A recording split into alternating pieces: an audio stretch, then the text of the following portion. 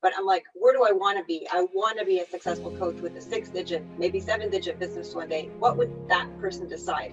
Something that will bring you alive, something that will make your heart sing. And if you do that, life will guide you itself. You will know what to do. I think it takes some wisdom to do that and some humility. But that makes all the difference in terms of how you can move forward.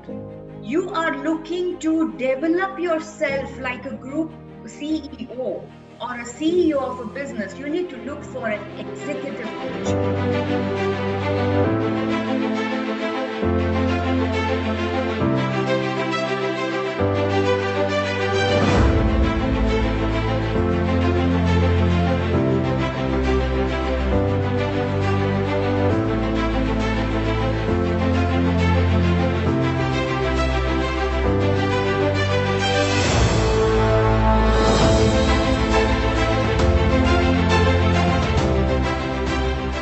Ladies and gentlemen, thank you very much for your time. Really, really appreciate this. My dad always says the most expensive thing you can ask from people is not their money, but their time. So I deeply am honored for all of you people to take time out. And I've always loved to be able to, my wife always said, since you were in school or university, what you always loved was to getting some of your friends introduced to other sets of your friends and seeing what comes out of it. So this is what I love to do. I'm going to take a few minutes to start this with a short introduction of who I am and what I do and why I do all of this. So the 29th of October, a couple of months back, I turned 44. But the story that I want to tell all of you is when I was 18 years old. Born and brought up in New Delhi, all I wanted to do in life was to race street cars. My dad used to go to sleep at night. From under his pillow, I would take out his car keys, go race with people. And I was like, this is what I love, the rush of racing cars. And I was like, I want to go overseas to learn this and maybe become a street car racer. As an 18-year-old, I was one of the only few people in my friend circle who knew exactly what he wanted. But I think life had other plans for me. One day I got a call from my dad saying he needs me to immediately come to his office, which was the other side of town, and I'd almost never been there. When I reached there, I remember walking in. There was a red carpet on the wooden floor. There was the smell of incense, agarbatti. He had just finished his prayers. And there were these two landline phones, those phones with wires coming out from the walls.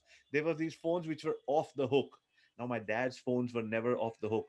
I knew there was a serious conversation happening. He said, "Sit down, son. I'm going to make this very short."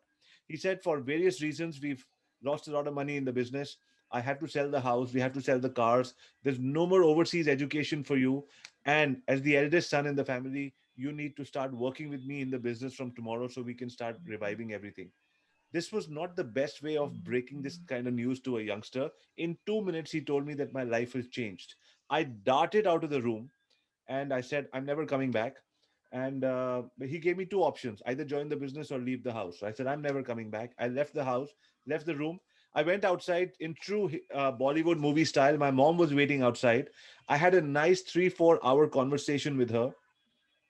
And now, when I tell this story, looking back, I feel better sense prevailed because the very next morning, I found myself behind the reception of my dad's small 27-room motel. This was a small motel with a restaurant and a coffee shop. I learned how to take care of the coffee shop, housekeeping, the customers, but I also realized that my dad is doing a fantastic job of doing what he's doing already. So that left no space for me to, sort of shine. How do I, as a young 18-year-old, find my place under the sun? During that time, there was one day there was this international tourist. He walked into the hotel. He paid us in Dutch guilders. Hi, David. So I we're starting with a story of why we are doing this, and then we'll move ahead. So an international tourist walked in and he paid us in Dutch guilders, and currency of Holland before the euros came in. We converted the Dutch guilders. It turned out to be double Indian rupees. Now I'm thinking to myself, what if I'm able to convert all 27 rooms into foreign paying guests? I double the income, double the revenue, and maybe one day my dad will have the money and I can go back and pursue my dream of racing cars, go overseas, and all of that. Now finally I was back on track because I had a plan. I had something to work towards. The only thing was, how do you in the late 90s connect a small 27 room motel to people all over the world? During that time, ladies and gentlemen, there was a new phenomenon on the market called the internet. This was a service that would connect people in different parts of the world. Again, there was a challenge. In New Delhi, there were two places, the Sheraton Hotel and the British School Library. Only two places had access to the internet. 400 rupees, which was approximately $8 9 at that point in time, for a 30-minute access. Prohibitively expensive. I managed to go there twice, and it blew my mind away on how I could interact with anybody. I chatted with people, understood what we could do, and now I wanted the internet full time. After about 6 months of wait, I saw an ad in the paper. Satyam Computers looking for cyber cafe partners. Contact manager Rohit Sikant. Rohit, after 20 years, is still a friend of mine because I was one of the first people to contact him. After 3 months of unnecessary paperwork, I got 6 computers and a cyber cafe in my dad's restaurant. Now, ladies and gentlemen, I had 24-hour access to the slowest internet on the planet. A website would open in the morning. By the afternoon, I had half of it open. By the evening, I could see the entire website. But I started communicating with people and I said, this is my aim. I want people from overseas to come and stay here. And they were like, why don't you get a website? Great idea. Website. Again, early in the 2000s, how do I get a website? Only Bangalore based companies were doing websites for international companies. There was nobody doing it for small companies. I somehow reached out to their developers and said, can you do this for me on the part time? So they said, we'll do it in 3 months. Obviously, those 3 months took 6 months. The website was ready. The launch date happened and my website was launched. That, ladies and gentlemen, which in my young head, which I thought would be the turning point in my life, nothing happened. That was my first ever business lesson in life, that life is a series of small successful events. If you keep going and don't stop, it's never one event. Website launched, everything launched, 1 year gone, nothing happening in my business. I went back into the chat forums, asked people what I should do. Somebody said, translate your website into different European languages. Somebody said, put toll free numbers. Whatever people said, I kept on doing. Another 6 months went by. I started getting queries from people in North America. I'm replying to these queries. My first ever interaction with this thing called email, back and forth, back and forth. On the 15th of December, a family of 4 people came to the New Delhi airport. I took a taxi, picked them up, got them back into my dad's guest house, checked them into room 302. They paid me $400 for a 14-day stay. And I remember coming back and giving that money to the cashier and telling myself, my God, Abhi, this bloody internet thing works. And I was so sure about my future after that. And I quadrupled down my efforts on making the internet everything in my life. To cut the long story short, ladies and gentlemen, in the next few years, we had so much business coming in. I was not amongst the first 10. I was the first hotel in the country, a small hotel, to go live. There was maybe a Marriott, maybe a blog from somebody who'd have been to India, and there was nobody else on the internet. So I was ruling the internet for a good 2.5 years. That gave me a position that nobody had at that point in time. In hindsight, I realized the position I was in, and my first book was called The Accidental First Mover. I was ahead of everybody by years. We were able to pay off our debt, and we bought four more, one, two, three, four. We had four more small motels in the next 5 years. We outright bought them, and everything changed. The revenue, the profitability, and now the relationship with my dad. The gentleman who wanted to throw me out of the house was now having strategy discussions with me. So that was chapter one of my life. Chapter two was when I started asking my customers who were staying in these motels, what else can I do for you? And they said, we love to travel to India, but we find no information on the websites. By now I was confident I know how to make and rank a website. So I got carried away as a 25-year-old in my early 20s. So I bought 100 domains and I built multiple websites. All of them flopped, only four did well. One of them was doing getting a lot of traffic. One day I got a call from an Indian equivalent of Expedia, called Make My Trip from India. They said, we love the traffic on your website, can we do an affiliate with you? I didn't want to sound like a fool on the phone and tell them I don't know what an affiliate meant. So I said, can you send me an email? I'll get back to you. On that email, they said, we'll give you 600 to 700 rupees for the conversion of every single ticket. I still didn't understand what they meant and what I had to do, but I diverted my traffic to them. Whatever conversions happened, they gave me 700. In the next few weeks, we started doing 60 to 70 tickets a day. It's not a huge volume, but I was making $600 to $700 a day back in 2005 on the back of my second venture from the internet. By now, I was getting more and more confident. Now we move into somewhere around 2006, 2007. TripAdvisor, Facebook, all of these large companies come into India. and they're all working with multinational companies, and they want to work now with with smaller businesses. They heard about my story, and they wanted me to be sort of an evangelist for digital for small businesses. And so they invited me to travel with them all around Asia to speak at various events and tell people what's happened in my life. As you can see in our last 10 minutes of interaction, I love speaking. So when I got an opportunity to speak on stage, I said yes to every single opportunity. I went across Asia, I spoke to people, I told them about my story. At the end of every event, what started happening was people started coming and saying, "Can you do this for us?" And I was like, "No, I am a hospitality guy. I don't help people. I don't have an agency or consulting business." All of this happened for a few years. Finally, in 2009, with lots of requests, I was like, it's time for me to do something on my own. So, bootstrap, no funding, no co founders, hired four people and started a company called Internet Moguls to help other people with their digital marketing, coaches, entrepreneurs, hospitality clients. And from four in 2009, we grew to a team size of 225 people working with 700 clients in 10 countries. So, that's how digital became a very important part of my life. Now, we came about 2 years ago. I took you from when I was 18 to 2 years ago. Just bear with me 2 more minutes and I wrap up my story. Till 2 years back, I got represented by companies like the London Speaker Bureau and many speaker bureaus who wanted to represent me as a speaker so I can speak on stage on on various events. And when I went there, I told people how I started telling people my story, and eventually it turned out to me teaching people how to tell their stories. So I told people that the in the last 8 minutes I've told you my story. I can say the same story in 8 seconds and sort of sort of have everybody understand the chronology of my life. How do you make an 8 minute story into 8 seconds? I said, here we go. My name is Arya, ladies and gentlemen, father of two girls, six dogs, husband to a superwoman, a streetcar racer turned hotelier, now social media marketer, and founder of Internet Moguls.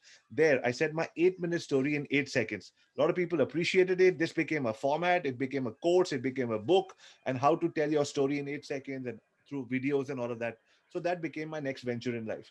But I felt fake when I told this story because what was missing from my 8 minute and my 8 second story was father of two girls, six dogs, husband to a superwoman. These three people, these three things in my life I didn't have time for. I was always working. So I realized I needed to do something more to get back home and spend more time with my family. So I came back to the office. I remember one day, called my senior people, and I said, we had about 712 active clients at that point in time. I said, we'll email everybody and said, all we're going to do is videos and don't call us for meetings because every time you call me or my team for meeting, we spend 2 to 3 hours in traffic. That's 3 hours a day, 15 a week, 60 a month, 720 a year. And we're spending years away from our family. I want to reclaim that time for me and my 200 plus employees and give it back to their families. And all of this can happen through the magic and power of videos. Of course, less than 5% of those 712 people even bothered to reply to that email. This was 2 years ago when we set up Zoom rooms and everything for our. I saw my girls growing up. I saw that I wanted to spend more time with my wife and my passion for dogs. So we kept on relentlessly doing this. I said I'll do one webinar a week to be able to connect with 500 people instead of going and traveling around the world, and one webinar a week, and then parallelly running the agency. While I'm doing that every Monday night, 500 people, COVID happened. On the 15th of March, we had to send everybody from the agency home. And I came back home slightly scared, slightly uncertain about what's going to happen in life. And I said, I did my first webinar that night after COVID. 600 people landed up without us marketing that day. I realized that people need this more than ever. And it was good that we were doing it for the last 1 year. After that, ladies and gentlemen, we did 75 webinars in 75 days, grew our email list by 226,000 made a huge revenue of about $225,000 in that period of 75 days. Great things happened for us and our brand. And because of being able to go online and use videos and all of that, I have now for the last 8 months not been to the office. Drop my kids to school every single day. Every evening we're going for a walk with me and my wife, and we our rescue where we sort of rescue dogs is doing well, and I have more time for myself and my work than ever before. Um, and we're dedicating this time to be able to collaborate on our YouTube channel with our audience of almost about 300,000 people now. We're giving them value by making them understand that this is an area, this is a time where you have experts like Barry, like Dr. Rashmi, like Neha, like Saroni, like Emily, like David, like Melissa, like Sherry, like Lauren, like Vandana, who are there around the world to help you through these times. The world has become even smaller than before. Through videos, we can all meet. Unfortunately, people who are in their fear zone don't see it the way that all of us do. So it is my endeavor to be able to put all amazing people from around the world and introduce them to our audiences. Thank you very much for your patience for listening to my story. I know this time belongs to you, but I just wanted to give you some perspective of where we are coming from. Great. I know Dr. Rashmi might have to leave slightly early, so we'll start with her. So what we're going to do is we're going to make this session very interesting. I'll have a little bit of Q&A, and then we'll have some interaction between all of us. So quickly, we'll do a 1 minute or less than 1 minute introduction of everybody's who you are and how you're serving the world. We'll start with you, Dr. Rashmi. I can tell you who I am. I don't know how I'm serving the world. I'm Dr. Rashmi Shetty, and I'm a dermatologist practicing in India. And just because this is a coach forum, I'd like to say that I teach around the world. So every prestigious academy, like an American Academy or an Australian Academy of Derm Research or Thai Derm Society, I've been an invited faculty everywhere. So that's what I do. Lovely. Lauren. I'm Lauren Fogelman, founder of Business Success Solution, and I show service-based entrepreneurs, specifically accounting professionals, CPAs, bookkeepers, enrolled agents, how to double their income working half the time by being able to focus on value pricing and having value conversations, enrolling new clients. Love that. So needed. Thank you very much. Melissa. Hi, I'm Melissa Don. I'm the founder of CEO of Your Life. So I'm a leadership coach, best-selling author, a speaker, and basically I help people get clear on who they are and how to bring that forward into the world. Lovely. You know, in India, there's something called the Gita, which is one of the oldest scriptures we have. It says, Swayam ko pehchano, know yourself, and the world becomes clearer to you. So thank you for doing that for everyone. Hi, Vandana. Thank you. Hi. So I'm the kingmaker. I'm Vandana Shah, founder of Chrysalis at India. And I develop the leadership, CEOs, and managing directors at corporate organizations and ensure that they contribute better to their country's economies. So I work with values and purpose. I'm an ontological coach by specialty. And just 2 days back, I got this award as the Global Business Leader of the Year award, where all global. I know you were nominated last week. Excellent. You got that award. It is. Well done. Excellent. So I share this, I got this award along with many others, like all the Fortune 500 or listed companies around the globe. Their CEOs, chairmen were there who shared the stage with me receiving this award. There were about 143 awards given. Lovely. Congratulations. And And thank red you. chair at the back. And I write for the American government, careersingovernment.com as an author, Indian local newspaper, DNA Money. I'm a columnist and speaker. Let's go. Lovely. Thank you. Thank you. Neha. Hi, I'm Neha. I'm the country manager for Admitad India. Admitad is a global affiliate marketing company, and we help clients to increase sales on their e-com channel, and we help publishers to make money online. And I'm talking about more and more affiliate marketing and changing the mindset, particularly in India, which is the way forward into performance marketing. Got it. Thank you so much. Sherry.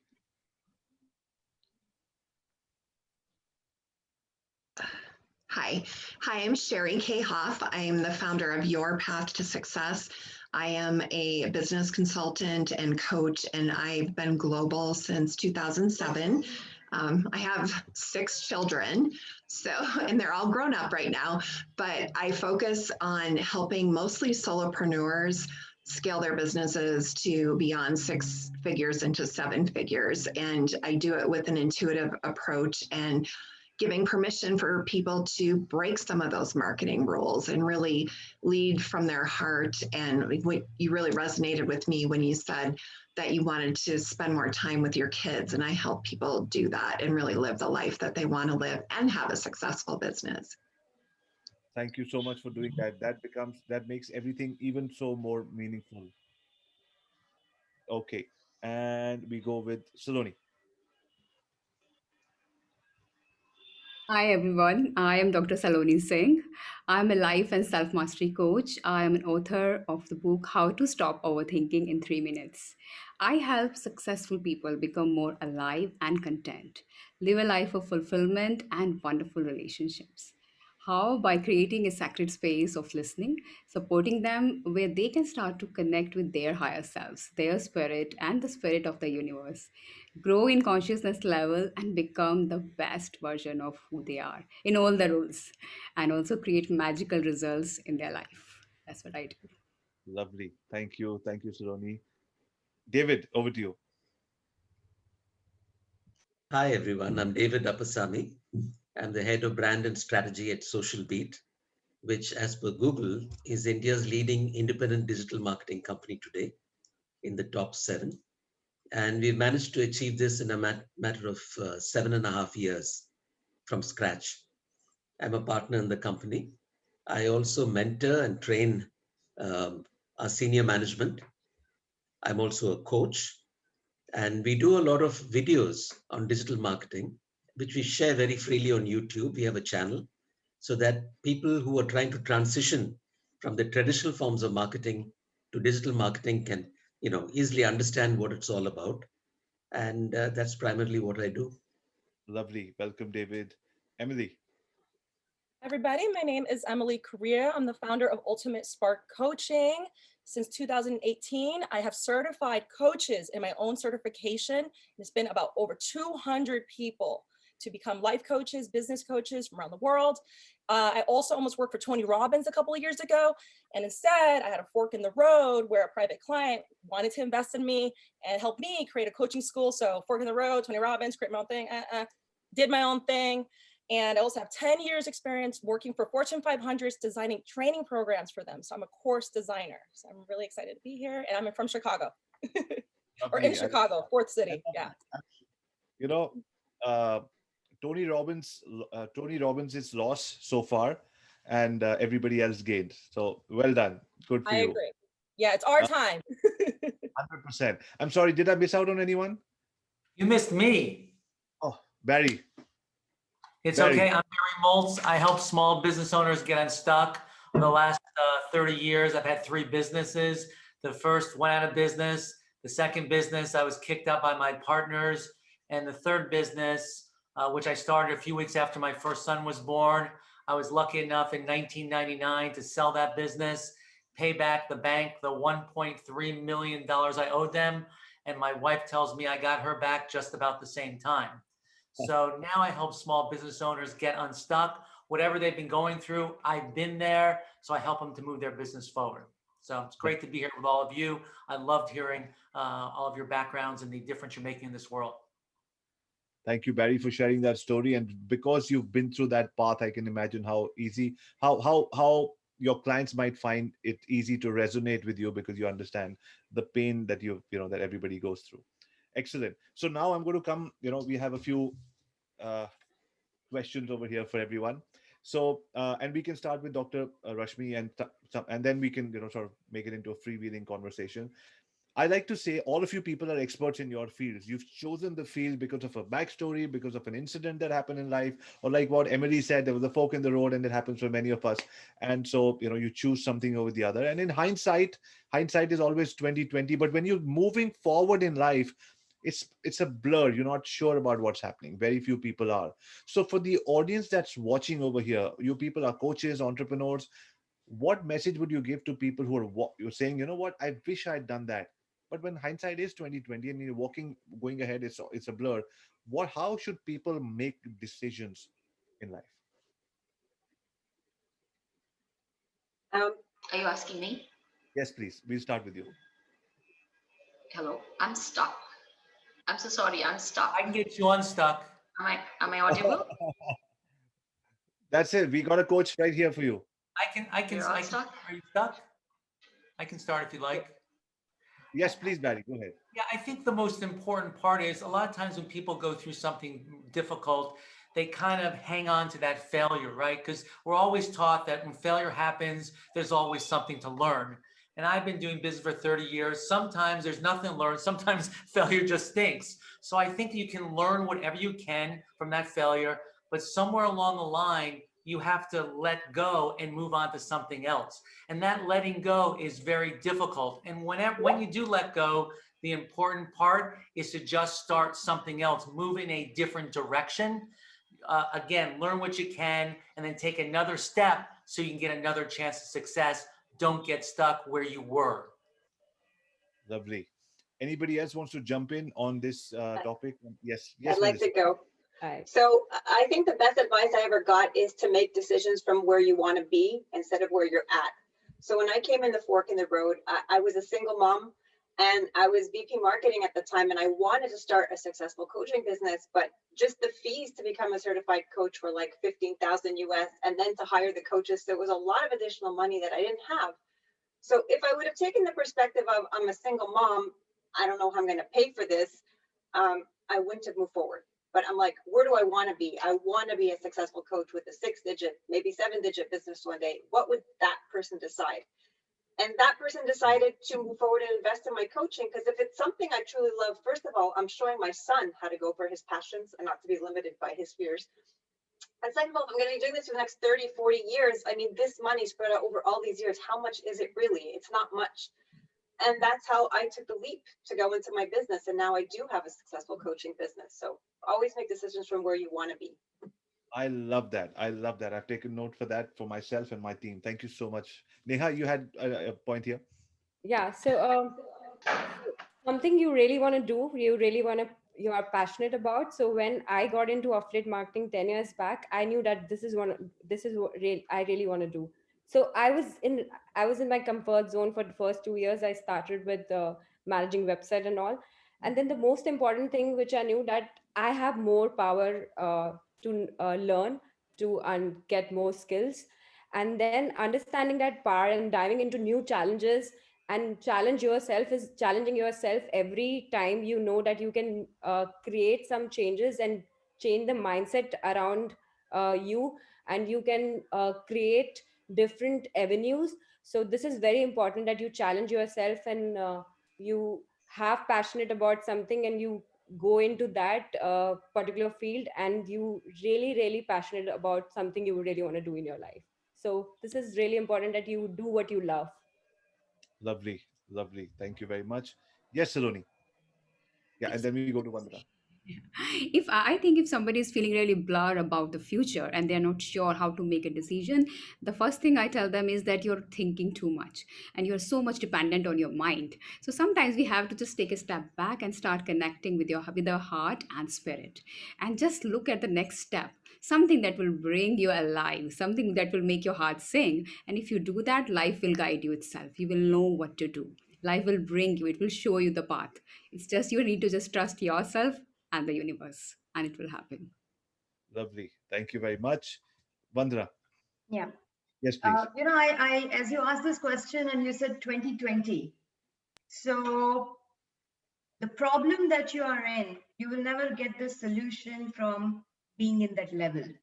Like Einstein said, you have to rise above, and then only you will be able to get the answers for all your questions.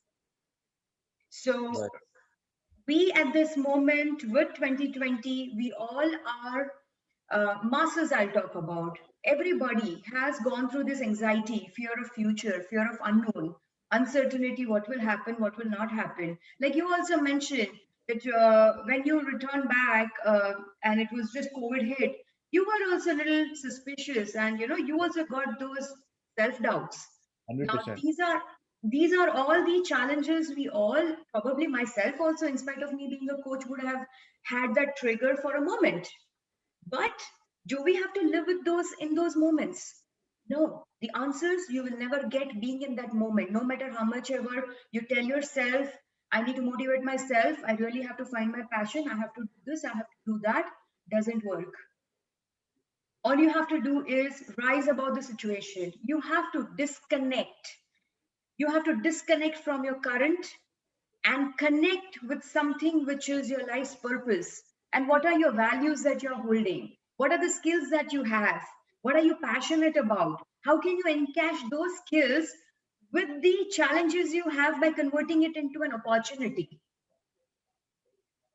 Like Avi Arya, I heard somewhere, last week when I spoke with him, there's somebody called as Avi Arya, and he just told me it was 1 a.m. in the morning where, in his country, and he tells me, I did something which was phenomenal, 6 digits, 7 digits, and 8 digits.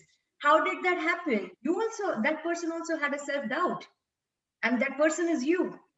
You also got triggered, but then you created those triggers into opportunities. You disconnected, you took a step back, and you started thinking, what's in it for me as an opportunity out here? And that's how you transform yourselves and your Perfect. businesses. Perfect. Lovely. Thank you. David.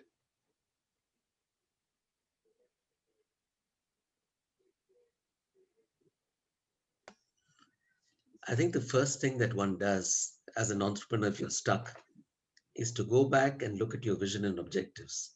And that gives you context. It also gives you a lot of strength because you have a clear purpose.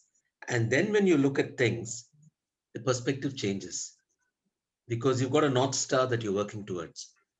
Then the other thing that I advise always is a network of people you can go to use as sounding boards who may have complementary skills that you may not have.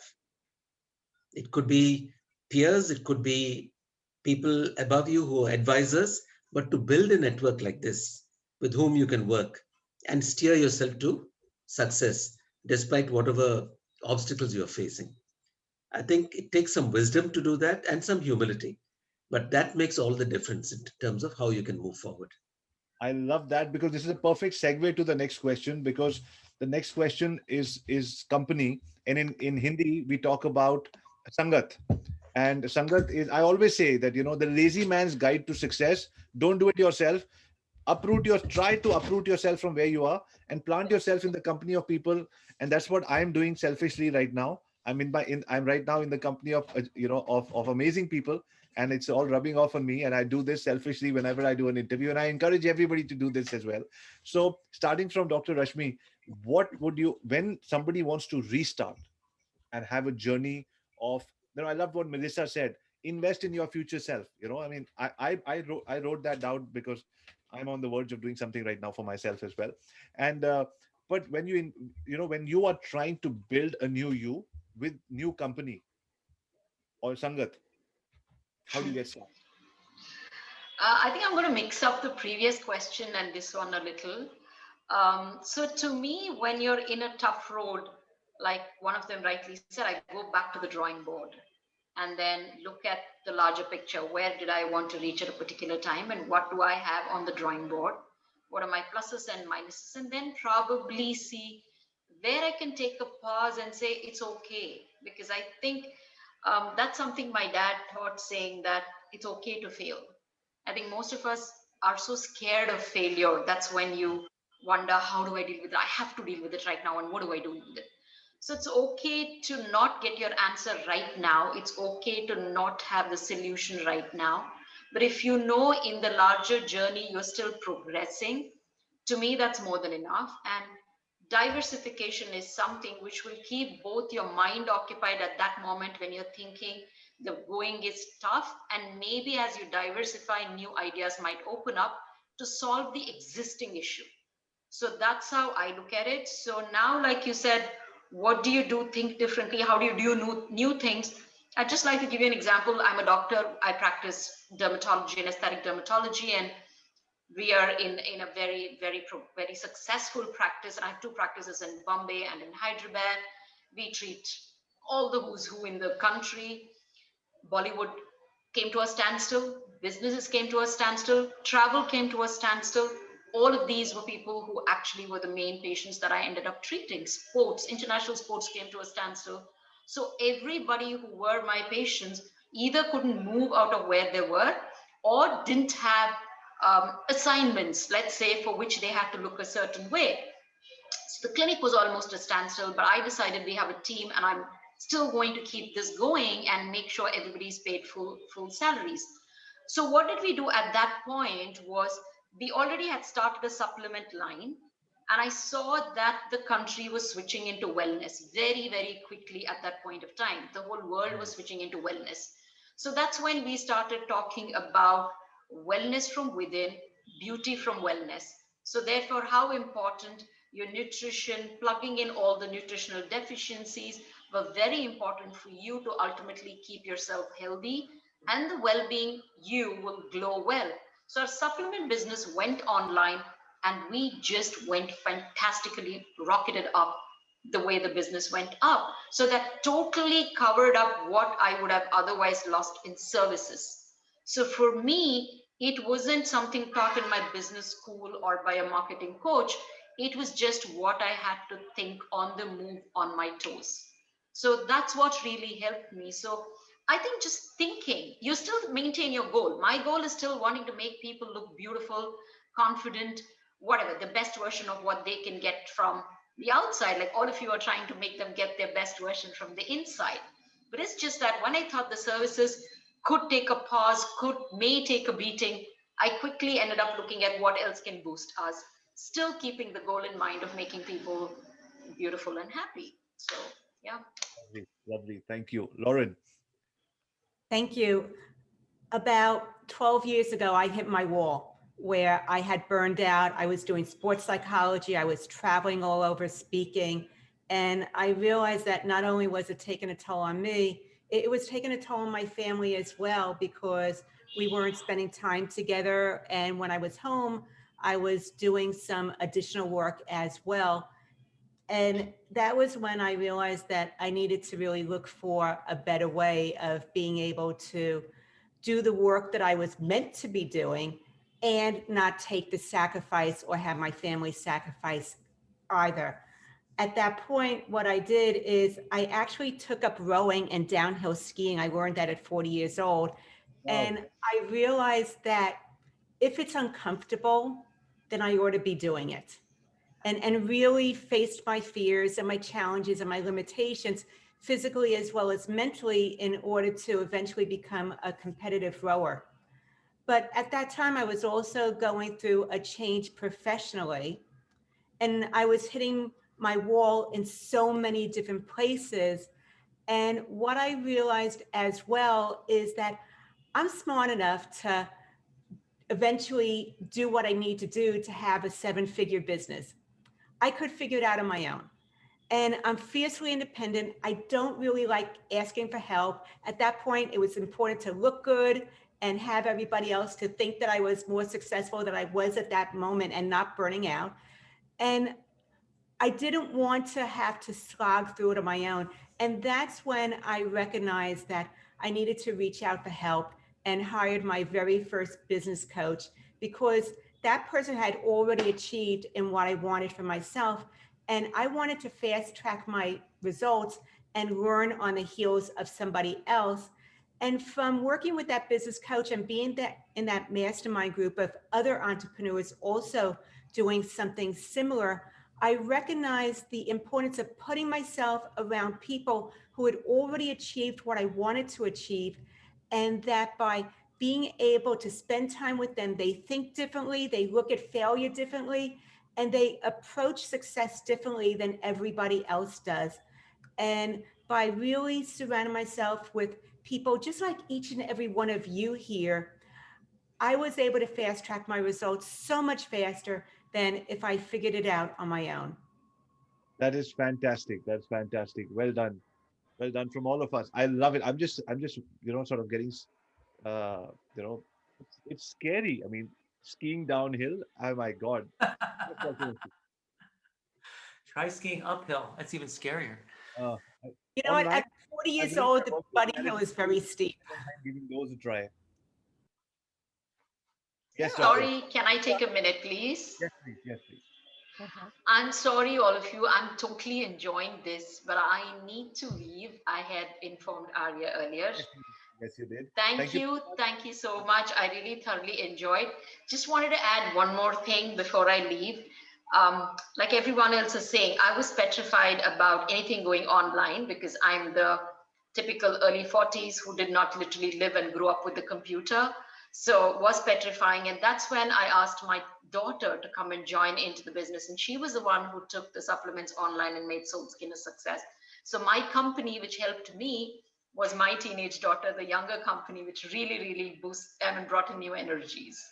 So Lovely. thank you very much. I should listen to the recording and take in all the learnings. 100%. And also, Bye. everybody, the links to everybody's LinkedIn so we can all stay in touch. Oh, super. And also everybody's Instagram handles, please. I'm I'll do more that. active there. Thank Okay. you. Thanks. Bye. Bye.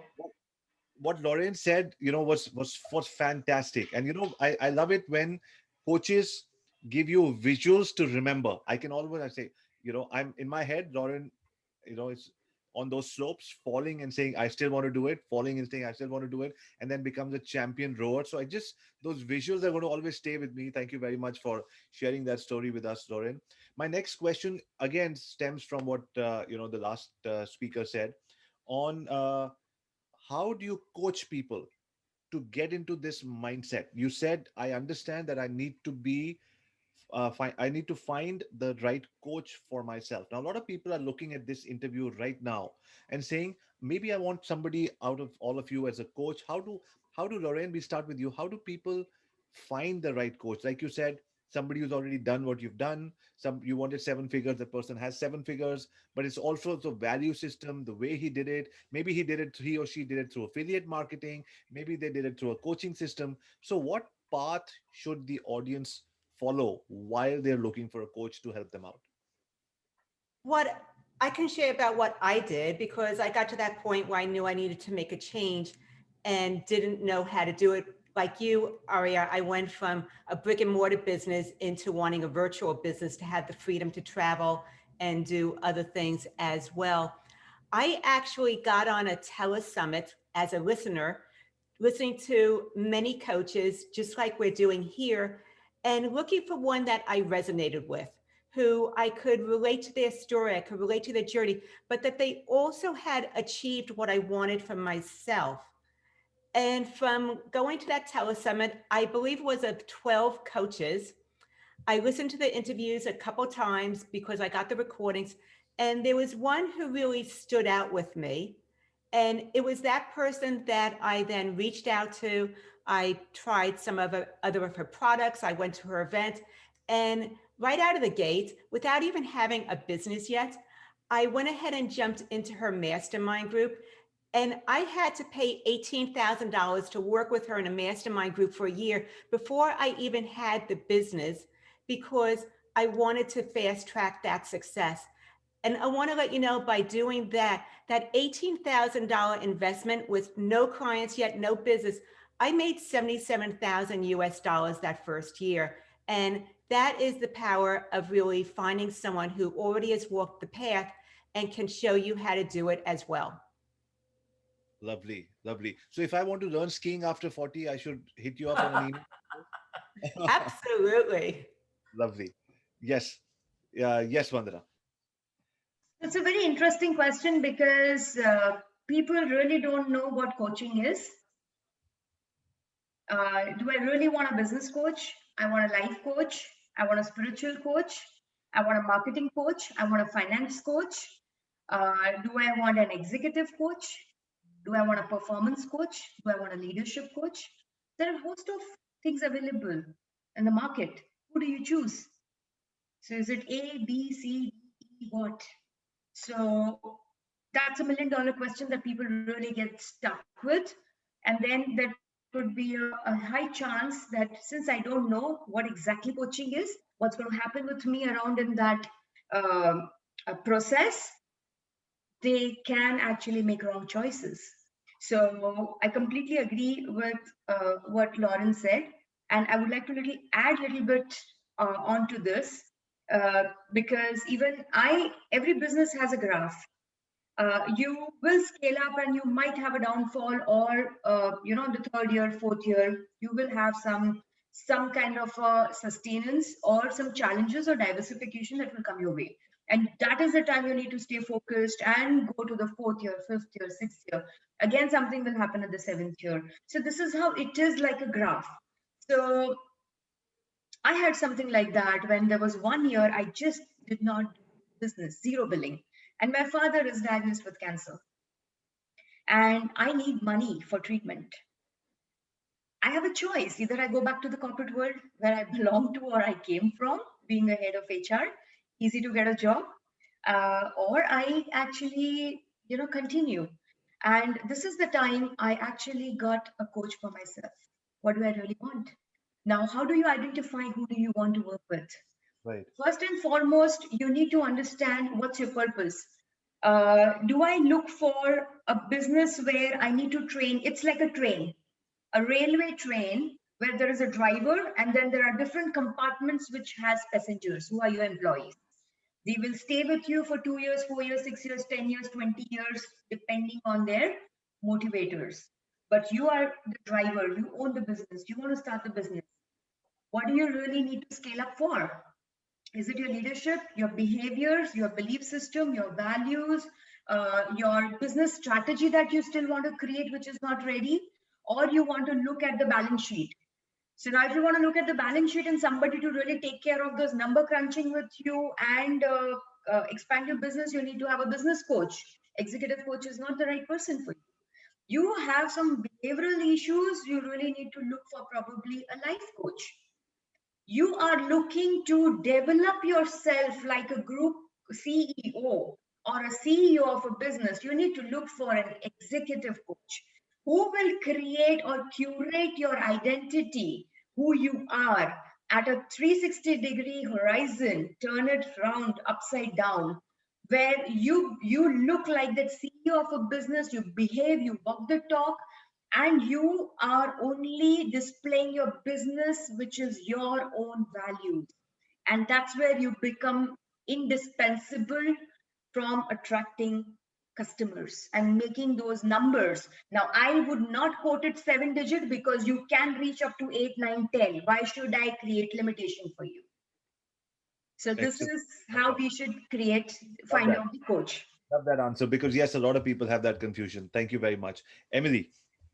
Okay, I think it's really important for a coach or someone that is looking for a coach is to find somebody that has a really strong foundation, a really strong global education of anything. You've got to find an investor, a mentor that you can invest money into, and you may have to throw in 10,000, 20,000 into it, but you're going to get that education. You're not going to waste years and years and years Right. winging it as a coach or, working with the wrong mentors, et cetera, et cetera. So the first thing I would say for anybody is, if you don't want to waste time, is to go for the best education that you can. I got certified 8 years ago, International Coaching Federation, certified through Institute for Professional Excellence in Coaching.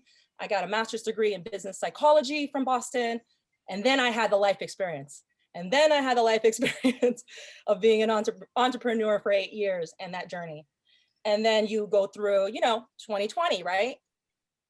When we look at 2020, a lot of people go, oh, it's a bad year. Oh, it's a terrible year. But guess what? It's about attitude. For a lot of people, it was a good year. For a lot of people, it was a year of family, of community, of starting over. And sometimes that starting over is okay. And sometimes that starting over is exactly what you need to go to the next level, right? Because as entrepreneurs, the starting over, the restructuring, and the pivoting is the journey. It's the journey. It's the life. So that's okay. So when you look at 2020, you got to look at the market for sure. Hey, rocky market, kind of. But it's about attitude. So you're going to have a positive attitude, okay? And you're going to go into 2021 this year about, guess what? Relationships. It's about relationships, you guys. It is. Doesn't matter where you're at in your business. It's about the relationships and the attitude and being a very curious, multi-talented, multi-dimensional, spiritual. I'm very spiritual into law of attraction, individual in one industry, okay? Very curious, multi-dimensional, multi-talented person focused in one industry for a long time. And that's where you're gonna become a millionaire. I see Barry raising his hand as well. Yes, jump on that? Yeah, Emily, I think that's I think that is really an excellent point. The point you're making. I really believe you have to find someone that you groove with, right? Someone that's been where you are, but most importantly, someone who can teach the way you learn. A lot of us learn in many different ways. Some people are visual learners. Some people learn by reading. Some people learn by watching. And you've got to be able to find a teacher where you can be the student. I've been a student of karate for 20 years.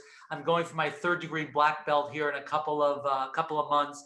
And my teacher, Shihan Nancy, she's the best teacher at anything I've ever had because she's able to see each and every single person in the room at the same time, even if there's 40 people there. So you've got to be able to relate to your teacher so you feel that they're investing in you. So in turn, you'll invest in them. Wow, I love that. Fantastic. Fantastic. Yes, Melissa. I'd just like to add, I agree with everything each of you have said. And at the end of the day, once you have all this information, you need to tune into your inner voice and say, does this feel right for me? Does this coach feel right for me? Because maybe they have everything on paper. And this was the biggest mistake with the first coach I invested in. She had everything perfect on paper. But it didn't feel right for me, but I went against my gut instinct. I went with what went right and I paid for it. So do you feel comfortable with them? Are your values aligned? Do you feel like you have a safe space with them? Do you feel you can be yourself? Because you're going to be trusting this person with the most personal information in your life. So you need to feel that safe space. Yeah. Got it. Lovely. Now, Environment of trust. sorry. Yes. I'll just come back and I'll to this, Dr. Saloni. I want to start with Neha and then Dr. Saloni for this next question. Uh, Everybody has a unique coaching style, right? So I will start with Neha. Neha, you're teaching people affiliate marketing and you've been in the industry for such a long time. A lot of people get to you, sort of approach you for that. And then we go with Dr. Saloni. So for your respective businesses, how do you find your own coaching style? How do you find your own mentoring style? I love what Barry said, that his karate teacher looks at all 40 people in the room, at one given point in time. So you feel important, you feel taken care of. So, having all of those things in mind, when you approach a student or a client and take care of them, what is your coaching style? Is there a coaching style or you just go from the gut? No, no, I think there is a coaching style that some people, I mean, of course, there is a gut, like Melissa has mentioned, but yes, like when I look for a coaching style, I always go by whether they're certified, whether they're having those skill sets, and also what are the steps they are taking to build, what are the uh, things they are making, giving the education. So when I see myself giving an education about affiliate marketing and talking about affiliate marketing to people, I create, like, we have an Admitted Academy where we create courses step by step. We give certification to people. We give that we build that trust, like Vanna mentioned, that we build that trust with our audience, with our people who would want to understand what affiliate marketing is, and also creating the content about it, the content around it, and also like uh, we see that there are people who want to understand, their clients who are approaching, that how it happens, how it creates. So we always create that particular structure way of teaching people, making courses around it, creating content around it, and give it across Got the it. people who need it. Got it. Because a lot of people today are saying, tell me how to make money. I need it. And so affiliate is a booming industry. So thank you for doing that. So next we'll go with Saloni, we'll go to David, and we go to Sherry before we go to the next question. Alrighty, Saloni. Thank you, Avi. So I think for the coaching style, I didn't choose the coaching style. Style chose me. That's what I would say. What I meant by that is when I started my journey 13 years back, I'm a doctor, a gynecologist turned coach. So at that time, my coaching style was completely different from what it is now. So as I kept on growing and evolving, becoming the person who I'm now, my coaching style kept on evolving as well. So for example, in the beginning, I was working with parents and people on relationships, helping them learn learn more communication skills, how to understand each other better, how to work through conflicts. Now, when I work with them, I start with the core areas. So I'm always talking about inside out approach, which means very spiritual journey. It's very intuitive. So every client is different, and it is all gut feeling. I just know what this client needs. And that happens, I think, with most of the coaches. As we grow and evolve, our style keeps on evolving as well. And we know what is right for the person. Sometimes we need structure, and sometimes totally, free flow, fluid coaching. Wow, thank you. Thank you for saying that. Otherwise, in my head, it was like, I am A coach, B coach. You're like, maybe you start from that place, but then it evolves. Thank you for saying that. Yes, David. I think I approach coaching from the point of view of my faith. And one of the things that we've learned over all these years is what we call servant leadership, Right. where it's about giving, it's about edifying somebody, it's about lifting them up, it's about using empathy, it's about drawing out the best in them, it's about facilitating. So the focus is on the other, and what is it that I can do to build them up. So it's, of course, based on trust. And it's based on trust to the extent that you can begin to understand who the person is, strengths, weaknesses. And as a coach, I think it's good to amplify the strengths and to build on the weaknesses in a way that they do not feel that we will do them any harm, that we are there for their best interest. And if I'm able to do this in a way that builds them up so that they become strong and independent and don't need me anymore, then my job is done. That's how I approach coaching. I love that. That is fantastic. Thank you. Sherry.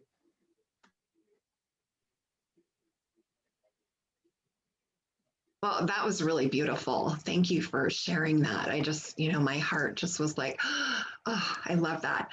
So I think it's really important when it comes to finding that person who is the right coaching style fit for you is to, again, look at the resonance that you have with them. But when I am looking for a coach myself, because I believe all coaches should always be getting coaching and taking programs, because how can I be a coach if I'm not out there also partaking, is to look for that, first of all, knowing what you want, but also looking for that aha moment. Like when I take a program, I'm not thinking I'm going to, eke every inch inch out of this program. I look for that one aha moment. And I remember spending, $7,000 on a marketing program. And the first hour of the program, I had my $1 million aha moment. And the program was like a 10-month program. And I was like, I got my money's worth, times 100. And so I think that approach to life is really important, is that we're in life to have synchronistic moments and to have, those little, like breathtaking, exciting moment by moment experiences. And it gets lost when we're just planning. And it sounds kind of funny because I'm a business coach and I do business plans with people, but I think that you have to come from a centered place of seeing just how precious the moment is. And I had that really brought home in my life 5 years ago when I had a near-death experience. Actually, my 15-year-old son saved my life. I went into the light and was, out of this world for 12 hours. And when I came back and I faced a really traumatic diagnosis, I had already been coaching people for almost 10 years. And I thought, wow, I need to save my own life. And I knew that mindset was huge. Even a nurse said to me, the most important thing is you staying positive. And within 3 weeks, I had a spontaneous remission and, have been healthy ever since. But it was, I call it post-traumatic growth. When you have moments in your life, like a shock can be the best gift that you've ever had, because it severs something and it gives you permission to just become maybe something you never even imagined you would become. And so I like that approach when I'm working with my clients is, limitless possibilities and always asking that question of, what if? And life is just so spectacular when you live life like that. So that's kind of my belief on coaching style. Yes. So thank you very much for sharing all of your perspectives so far. Now I'm going to go slightly more granular. So a lot of people want to become coaches, and a lot of people want to hire coaches. We spoke about the personality of a coach, the resonance with a coach, the message, who you want to become. Start from that point. All of those very valuable points. I've taken some notes, and we will be posting them in the edits. Now, for people who are wanting to become, people get inspired by your interview and they want to become coaches. And a lot of coaches are watching this as well. People don't know how to structure their price. How should I structure a value based offer in the marketplace? We'll start with Lauren, and then whoever wants to raise their hands, we'll go one by one. Well, that's actually one of my favorite topics because it's what I do with all my clients is the pricing part of it. What I want to say is most of us started out working for somebody else, being an employee. That way we always had our income tied to our time, whether we had an hourly rate or we got a salary. As we go into the marketplace, we simply think that that's the only way to price your services is to trade dollars for hours. I want to let you know that when you do that, when you do competitive pricing, you're actually lowering your value because you're focusing on the tasks and you're positioning yourself as a commodity, which makes you very competitive and has you continue with competitive pricing. What you want to do is focus on the value. And what each and every one of us does here is we focus on the transformation.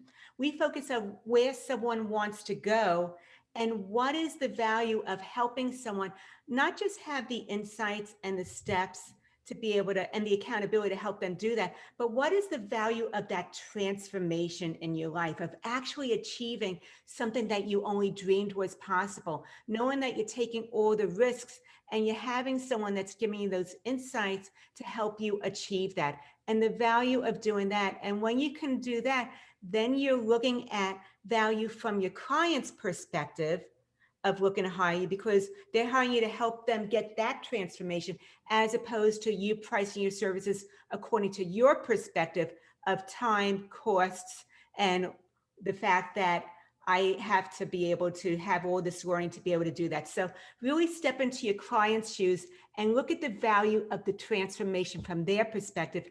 And then you're separating yourself from dollars for hours. You position yourself as an expert. And it is a win-win that allows you to double your income without having to work as many hours. Lovely. I love that. Vandana, I know you do a lot of coaching all over and you have worked with such big clients and pricing is always an issue. But what I have correct me if I'm wrong, or what I've observed is, and this is what I tell my people, it's sometimes my own insecurity, which is, which determines my price in the market, right? So what is your take on that? Do you see this? I show you again. This says Vandana Shah is an executive coach of the year. And this is the global business leader of the year 2021.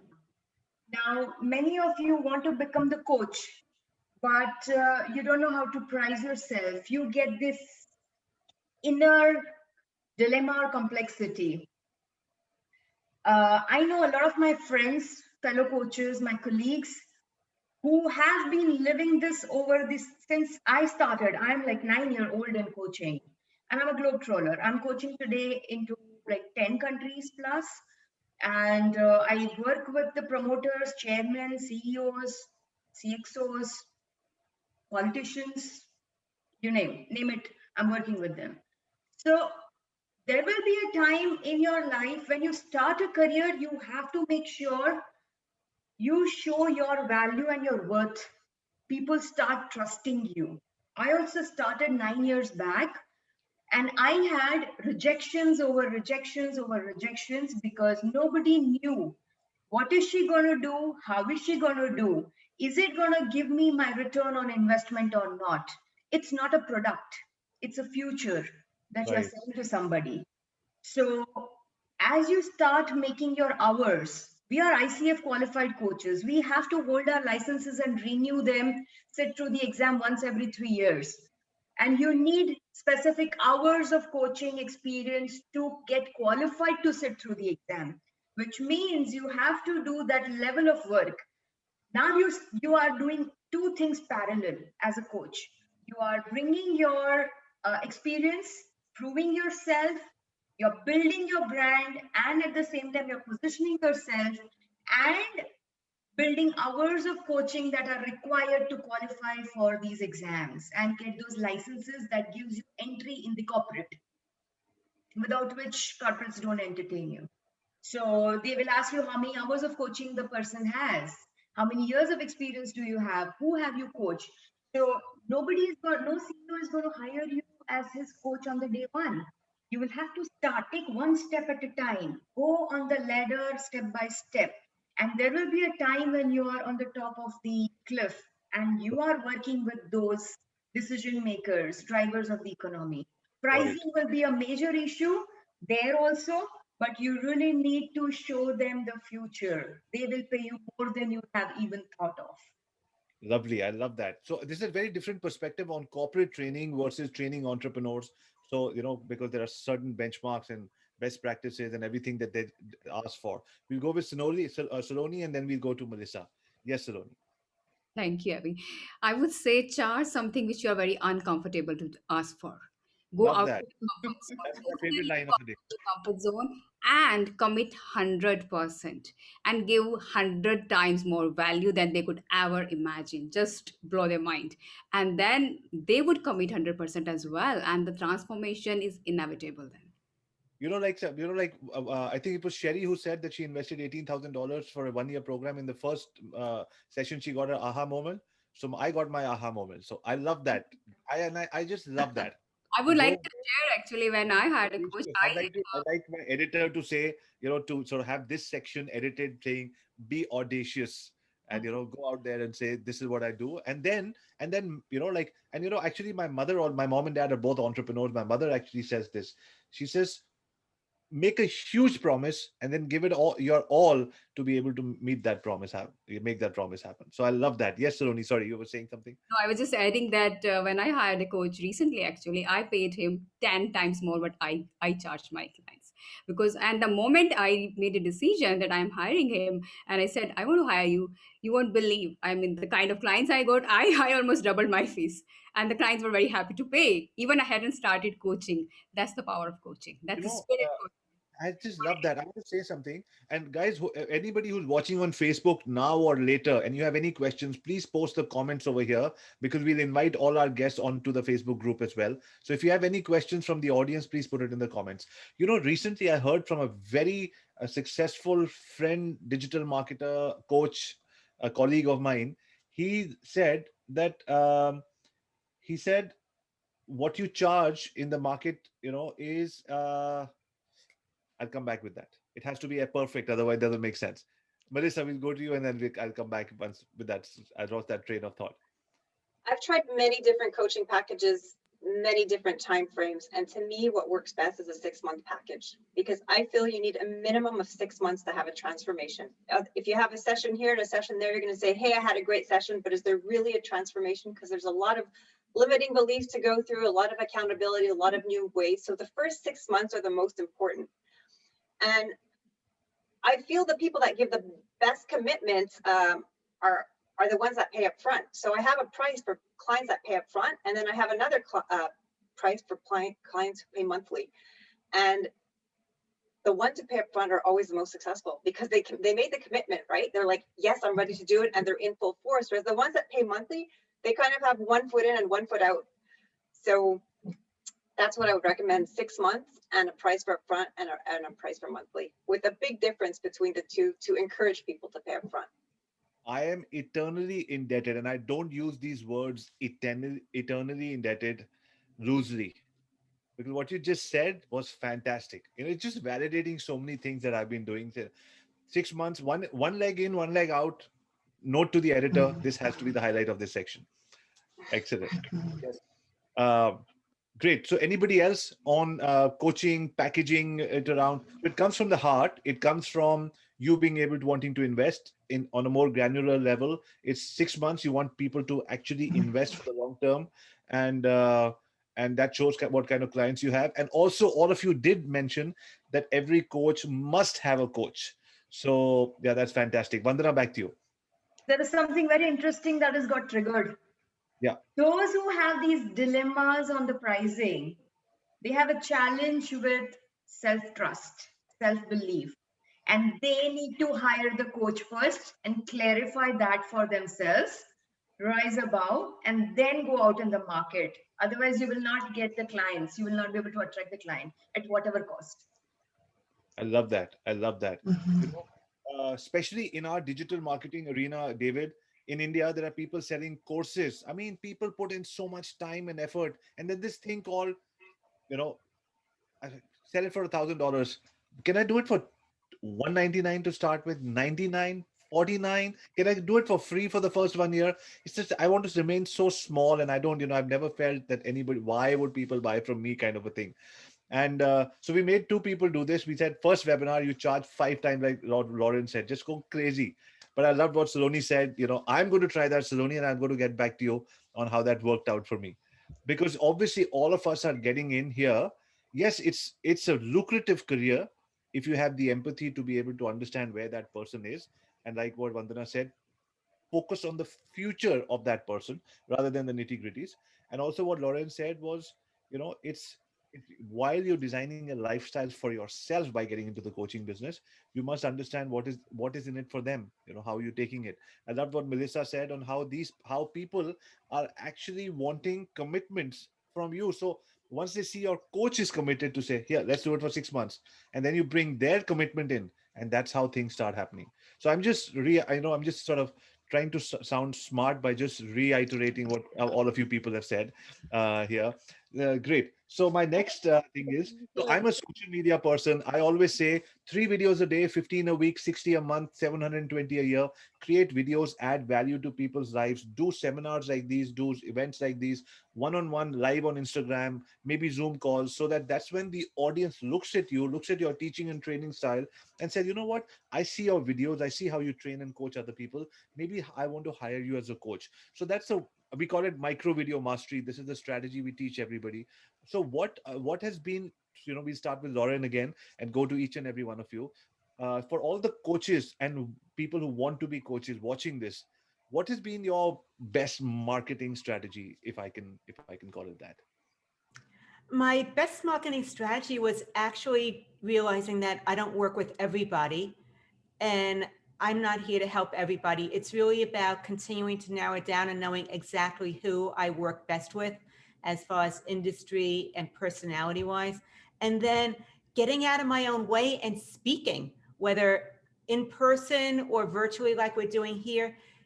Speaking is the best thing that you can do for someone to get a sense of who you are and see if they resonate with you and want to have a further conversation. So get out of your own way. If it's uncomfortable, join a Toastmasters, but get out there, speak, do the videos like Arya's talking about. And that is the very best thing you can do because people get a real taste of who you are. Lovely. Love that. Sherry? Yeah, so one of the most successful things that I do is social media marketing, and specifically on my Facebook page and a Facebook group, because I feel like when you do a group, you get a chance to get close to those people. And so, there's something that says that your people, maybe only 3% will buy in the beginning. And, a certain percentage will never buy from you, but so much of it is relationship building. And plus I have a lot of fun. So what I actually do, like a lot of people who run groups struggle with how do I put content in my group? But I have an overall content strategy. But when I wake up and do my morning ritual every day, part of it is meditating, and part of that meditation process, I ask the question, what do my people need from me today? What do they need to hear?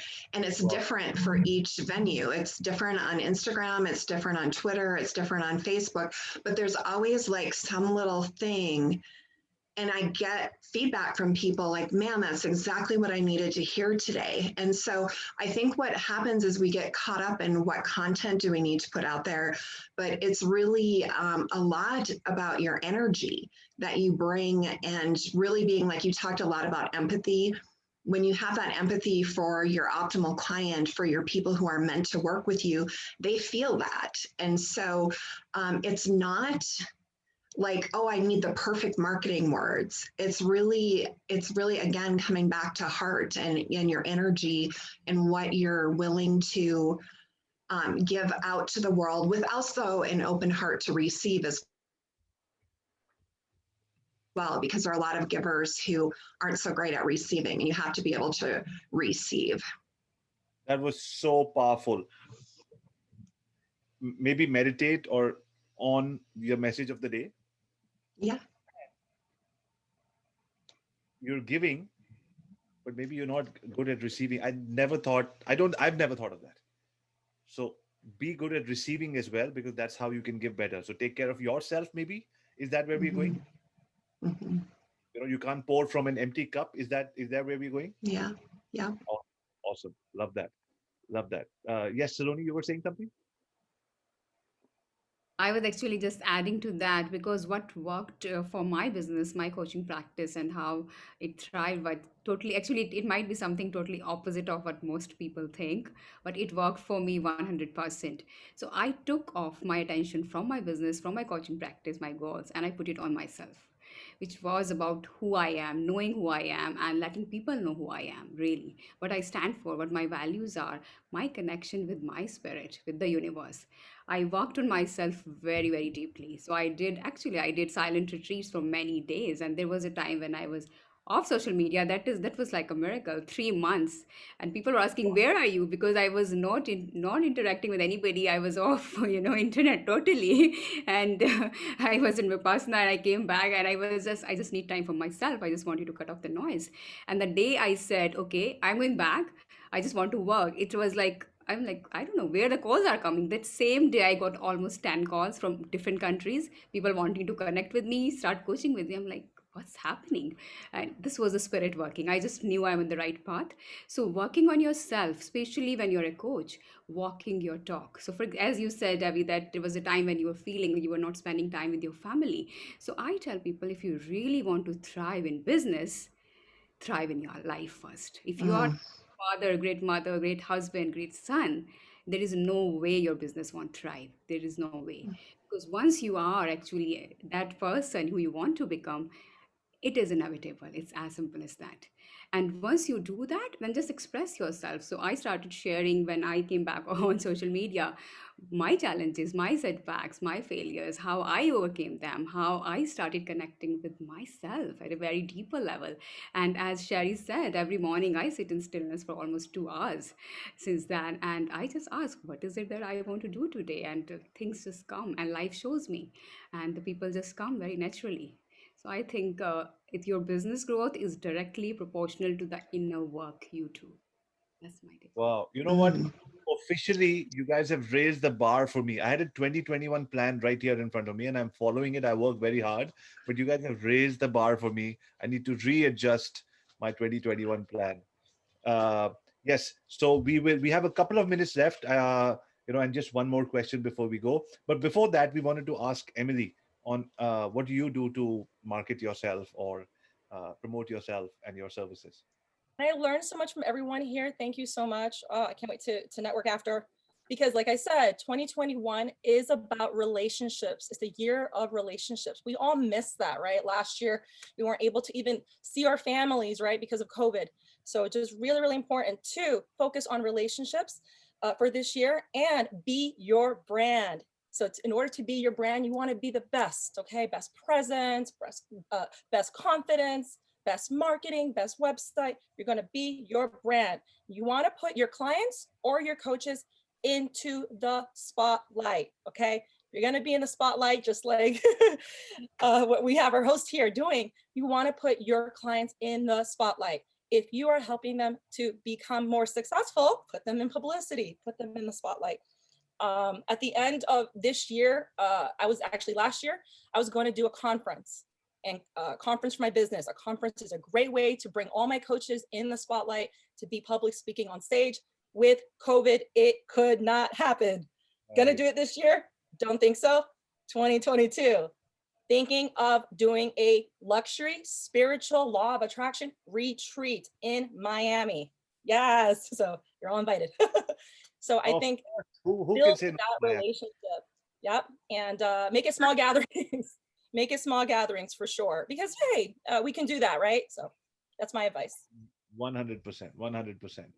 Okay, now I'm coming to my last question. Before I do that, I wanted to share with you all of one thing. Like I said, the lazy man's guide to success. What I've always done. I love going to the gym, and I used to want to lift heavy weights, and I couldn't. I surrounded myself with the sort of the bulkiest guys in the gym.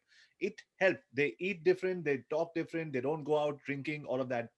Uh, Now, 2 years ago, me and another very good friend of mine, Siddharth Rajshekhar, one of India's top coaches, we said, let's create a digital marketing alliance like never before. So 9 strangers got together. And after that, we just got together on a WhatsApp group and said, let's see what happens from here. After which almost every Sunday we work and we meet on a Zoom call and we say, what's working for us? Everybody shares one strategy. We actually open our businesses. One of the YouTube videos about us says 9 competitors and how they're successful together. So just collaborating with people and saying, you know what, like you said, openly giving and saying, this is what's working for me. It completely changes the things in your life. And today I'm feeling just that. So thank you all so much for like I said, personally, I'm feeling, rather selfish for the last 10 minutes as I'm taking notes and saying, yes, I learned this. It's for my audience, it's for everybody else. But honestly, I've taken back so much on every single thing that all of you have said.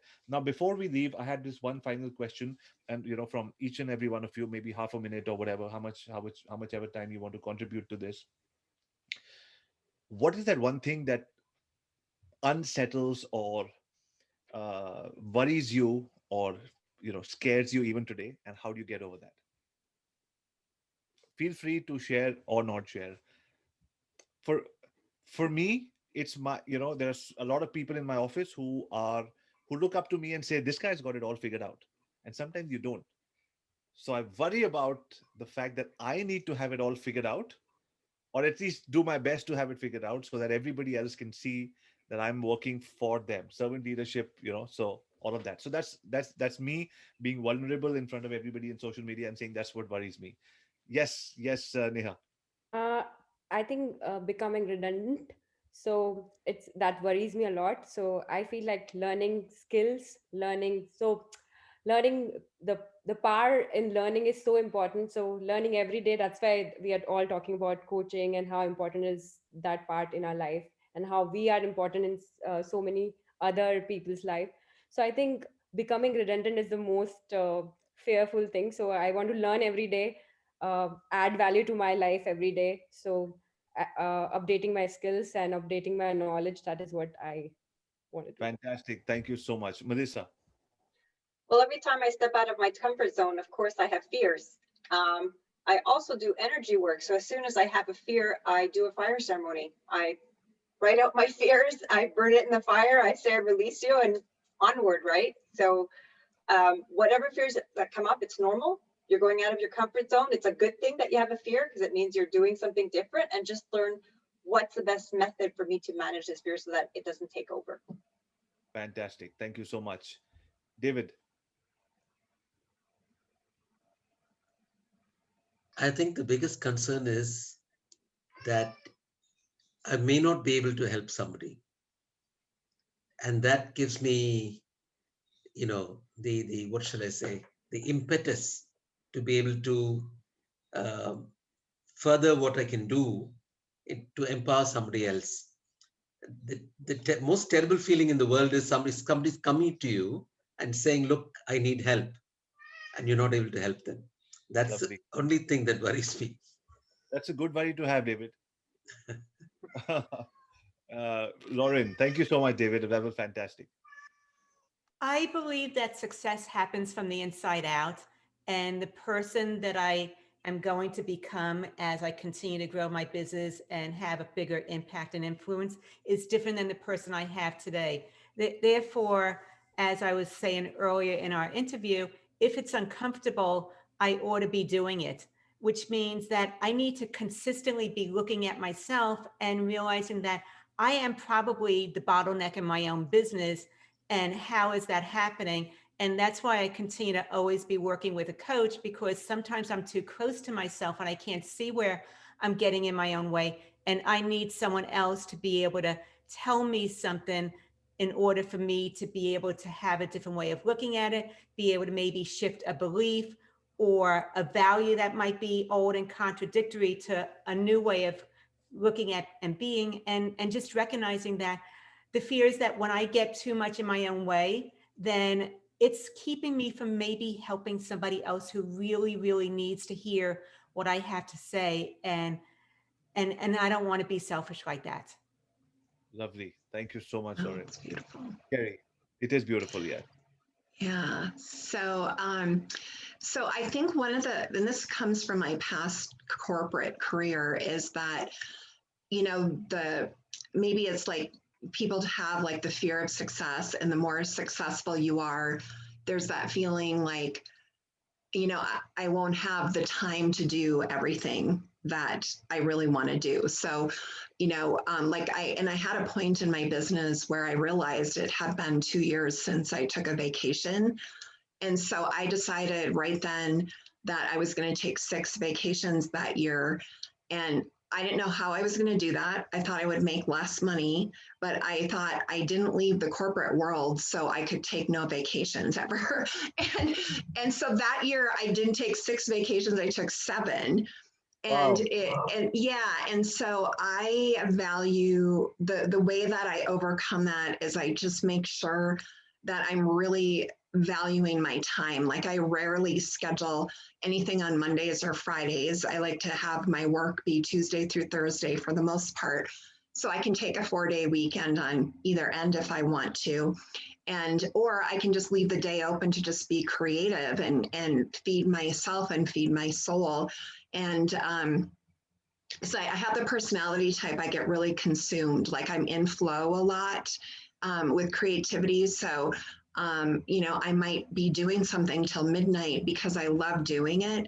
But I about myself is I have to make sure that I'm doing other things to balance it out. So part of that is my morning ritual, my meditation practice, the things that keep me balanced so I don't get, too one-dimensional into anything.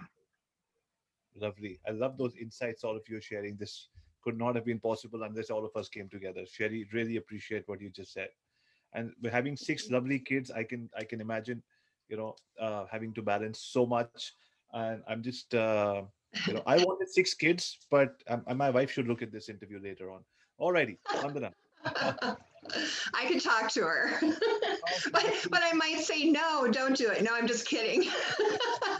No, I love my kids. Let's make that happen. Vandana, what is that one thing? I know, Vandana, you're achieving so much. We had a nice conversation last week. You're achieving so much.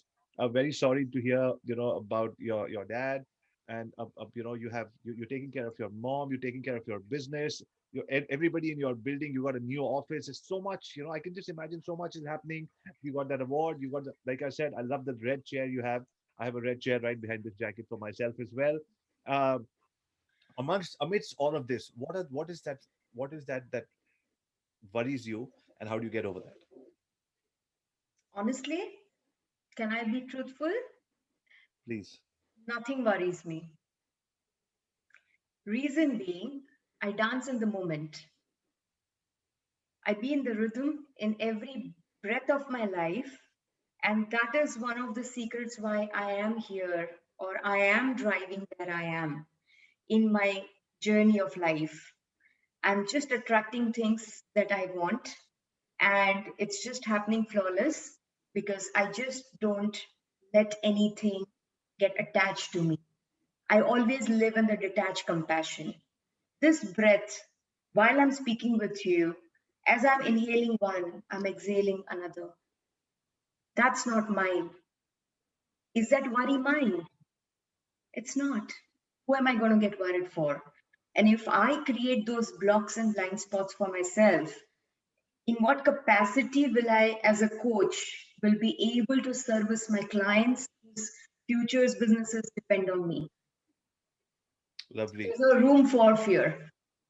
Note to self, after Sherry, my next coaching call is with Vandana. All righty. Perfect. Thank you. Saloni. I fully resonate with Vanna because since you asked the question, I'm just thinking, my mind also is running. What do I worry about? And the answer was nothing. And I love what Vanna said because I dance with the universe and there is really nothing to worry. And I really thought hard, is there anything which I worry about? And I think it's all about really coming to that place of acceptance with yourself and with the whole universe. And when you are in that dance, actually, worry just vanishes. There is no worry. That's what I wanted to say. Wow. Wow. I'm feeling so stupid right now. I have so many things that I'm worried about. But thank you, because I wanted to be in this uncomfortable environment where I'm feeling that what I'm doing is not right. So thank you for putting me in that zone. And yeah, over to you, Emily. Okay. Woo, I like the concept for entrepreneurs to face fear, to live with fearlessness, because what we're doing is really bold. Okay. Not a lot of people are actually coaches, okay, or actually building their careers and going for it and changing lives. So just congratulations to all of us, because it takes a level of fearlessness to be an entrepreneur, especially nowadays, right? But my biggest fear is that I won't have enough time to make enough impact. So I have a similar anxiety like Sherry, and have enough impact to help enough people. And so how I solve that is by training my coaches Right. and giving them wonderful mindset concepts so that they can then train and coach their communities, and then it can grow from there, right? That's how we spread that message. So definitely a lot of delegation and letting systems and right, our systems help us out with sharing One our of, message. did Mhm. I miss out? Did I miss Yeah, out yeah, on? yeah, it's done. Or, did I miss out on anyone? Sorry, did I? Oh, ladies and gentlemen, that was another episode of the top 10 coaches. Who are these coaches? These are coaches who we have researched, saw their messages, understood they would resonate with all of you, and we brought them to you. Let us know in the comment section, how did you like today's episode? I learned a lot, and I'm sure, and I hope all of you did as well. Thank you very much. This is Arya, father of two girls, six dogs, husband to a superwoman, a streetcar racer turned hotelier, now social media marketer, and founder of Internet Moguls, signing off.